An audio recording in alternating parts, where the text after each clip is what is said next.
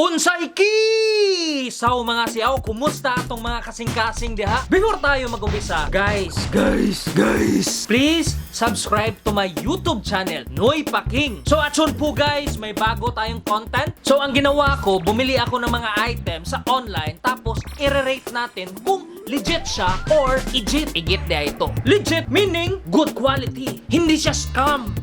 Igit, poor quality. At saka hindi exact item at iba pa. Gets nyo? Matik? So ayun po guys, yung unang binili ko ay short dry fit jersey for men. So ang rating niya guys is 4.6/5. Titingnan natin yung store. Ang pangalan ay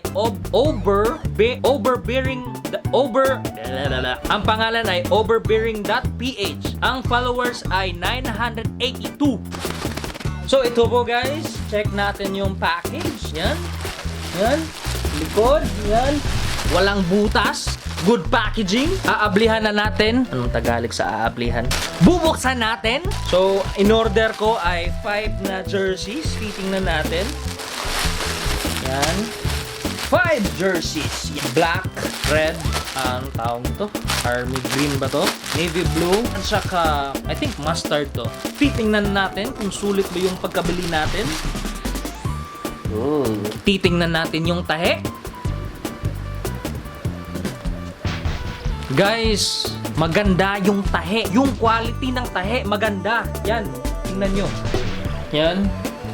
Hindi siya makapal. Okay lang yung quality ng tela. Ayan. So, bale, ito, pwede ito pang bahay, pang gym, or gusto nyo, pang beach. I-rate natin. Para sa akin, guys, legit siya. So, guys, nabili lang ko ito nung pagsabin ko. So, guys, nabili ko ito. Yung price ay size 52 each jersey. Yan. So, bale, legit siya. Hindi siya legit. Next na item. Collab by NSP Walking Shorts for Men. For workout sports. So, titingnan natin yung rating 4.8/5. So, tingnan natin din yung store. Wow! Ang daming followers. 28,000. Power! Tingnan din natin yung comments. Both two black ones to see if the quality is good. And I'm surprised at how good item is for its price. So, I bought 5 more. Wow! Parang legit to. Tingnan natin. So ito po guys, check natin yung package. Front and back, so walang butas. Okay, buksan natin. Ayan. Wow! Ganda. Ang ganda ng... Meron pang... Yan.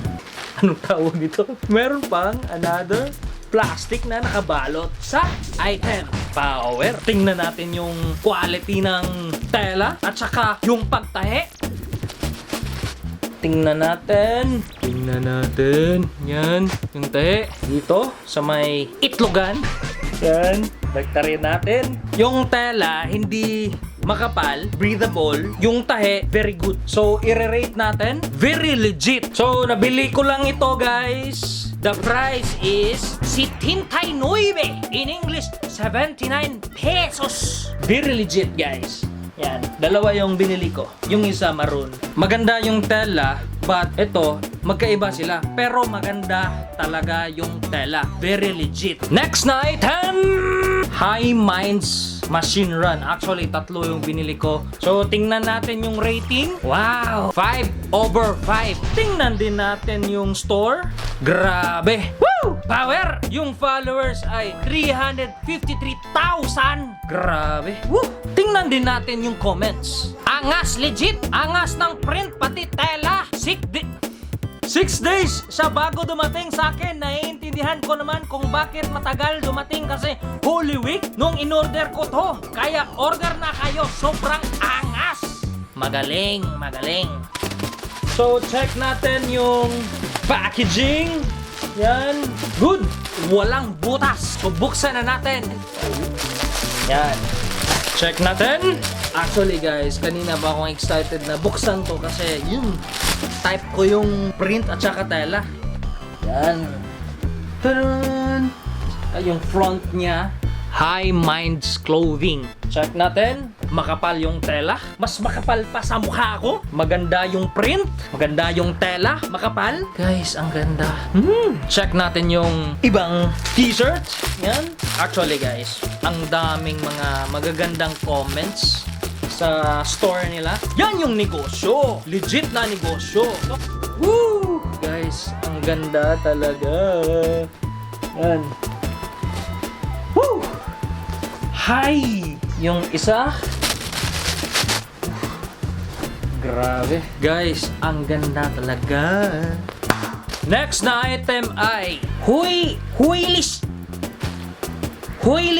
28-36 Huilishi Chino Pants. Tingnan natin yung rating. 4.8/5. Tingnan natin yung store. Wow. Yung followers ay 95,000. Grabe, power din. Tingnan din natin yung comments. Nagkamali nung una ng size kaya bumili ako ulit after ko i-return yung una. This time, correct size na. I'm 5'11 and 36 waist. Maganda pang office or labas.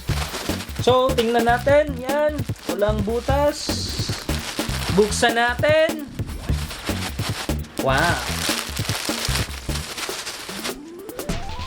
Okay lang siya. Ito guys. Yan. Chino pants. Tingnan natin.